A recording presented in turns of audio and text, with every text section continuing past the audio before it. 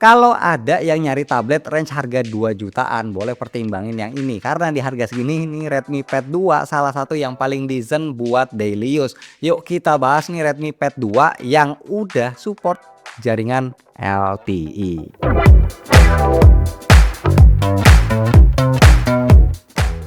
Bismillah, alhamdulillah kita ketemu lagi bareng gua Romi. Sebelumnya itu udah ada yang versi WiFi only ya, harganya 2,2 jutaan. Nah, yang versi LTE dia naik sedikit di 2.999 juta.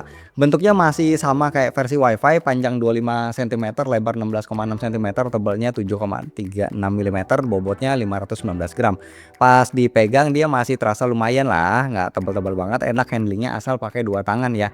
Terus masih termasuk enteng juga sih dan nggak bikin ribet buat diajak pergi nongkrong. Walaupun terbilang tablet entry level, Redmi Pad 2 4G ini udah pakai unibody metal untuk bodinya. Yes, memang ini pas dipegang terasa lebih solid, lebih kokoh dibanding tablet-tablet sekelasnya yang kebanyakan dia masih pakai material plastik.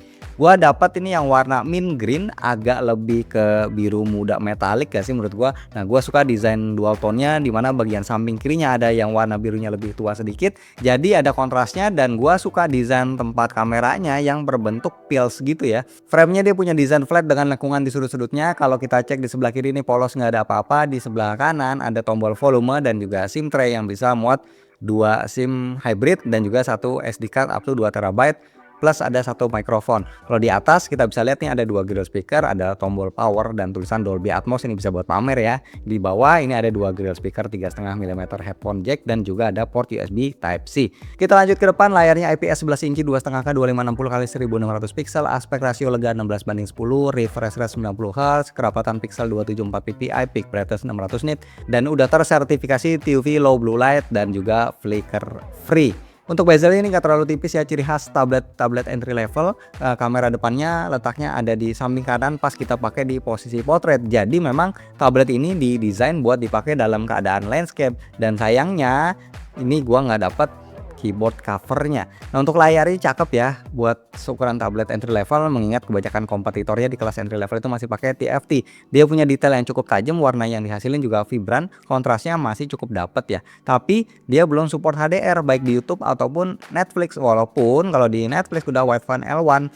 Nah, jadi bisa nonton dengan resolusi tinggi ya. Dan ketika kita pakai itu nikmat banget, apalagi sambil nonton tiduran ya, ditemenin 4 speakernya itu udah Dolby Atmos, mantep banget. Ya pokoknya untuk speakernya nih gue pengen appreciate karena kualitasnya cakep, suaranya lantang, buat nonton Netflix efek surroundnya itu cukup terasa. Dan buat dengerin lagu juga masih lumayan, detailnya itu masih bisa terdengar tapi memang agak samar-samar gitu. Nah, buat tablet entry level ya intinya menurut gua ini speakernya layak diacungin 2 jempol. Dan untuk chipsetnya ini pakai MediaTek Helio G100 Ultra 6 nanometer, RAM-nya 6GB LPDDR4X, storage-nya 128GB UFS 2.2, Bluetooth-nya versi 5.3 dan udah Wi-Fi 6 juga.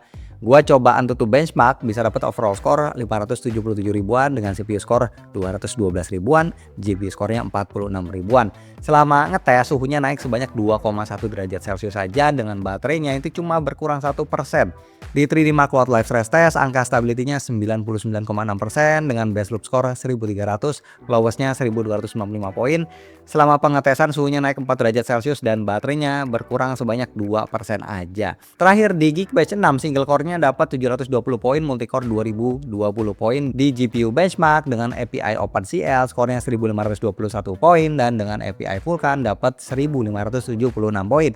Jadi buat dipakai daily ya performanya ini oke ya, pas ya, dia bukan yang terlalu responsif dan gesit tapi bukan yang lemot juga.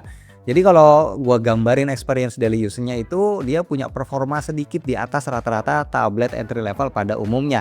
Dan buat main game dengan grafik score yang kita bisa lihat tadi, dipastikan tablet ini lebih cocok buat main game ringan aja kayak Clash Royale yang bisa lancar dimainin dengan settingan high frame rate. Di game lain Mobile Legends settingannya ini gue metokin kanan di map quality ultra, efek quality dan frame rate high serta resolusinya HD. Surprisingly main game ini tuh lancar banget ya, nggak ketemu kayak lag atau frame drop yang mengganggu. Cuma ya terasa kegedean aja main game di tablet 11 inci. Out of the box tablet ini langsung dapat update ke Xiaomi HyperOS versi 3.0.2 dan udah berbasis Android 16 ya. OS-nya ini lumayan terasa gesit, animasinya juga terasa fluid. Kadang memang ada sedikit lagi kalau diajak lumayan kerja keras ya, wajar namanya juga tablet entry level. Tapi menurut gua semuanya itu masih sangat aman, bahkan dia jauh better dibandingin tablet-tablet lain yang punya rentang harga yang sama ya. Nah terus worth it apa enggak kita beli yang versi LTE karena harganya beda sekitar 700.000 lebih dikit. Nah kalau sering kerja di luar sih itu ya menurut gua worth it banget. Kita jadi nggak usah nyalain hotspot ataupun nyari-nyari wifi. Jujur setelah gue coba sendiri ini jadi jauh lebih praktis, apalagi kita yang keseringan kerja di luar kantor itu kan pasti perlu internet. Dan untuk baterainya sendiri dia ada di 9000 mAh, sayangnya batok chargernya ini cuma dikasih mentok 15 watt aja, jadi agak PR sih ya untuk menunggu, ngecasnya. Dan untungnya baterainya karena gede biasanya baru akan ngecas lagi di hari kedua atau hari ketiga kalau nggak dipakai kerja yang berat-berat banget. Dia juga udah support Redmi Smart Pen yang untuk koneksinya itu kita tinggal cari di menu Bluetooth aja, dia udah ada aplikasi Mi Canvas dan, Big Kids Coloring juga ya buat anak-anak dia belajar, coloring mewarnai. Dan untuk kameranya di belakang ada kamera 8 megapiksel yang bisa rekam video mentok Full HD 30 fps dan di depan ada kamera 5 megapiksel yang juga bisa rekam video sampai Full HD 30 fps. Dan kesimpulannya yes, Redmi Pad 2 4G ini worth it banget dan mungkin bisa jadi salah satu pilihan terbaik di kelas harganya. Apalagi dia ada dukungan koneksi LTE yang pasti bakal kepake banget, apalagi kalau kerjaan kita itu mobilitas tinggi ya, banyakan di luar. Tapi kalau seandainya nggak butuh SIM card, teman-teman bisa coba yang WiFi version aja.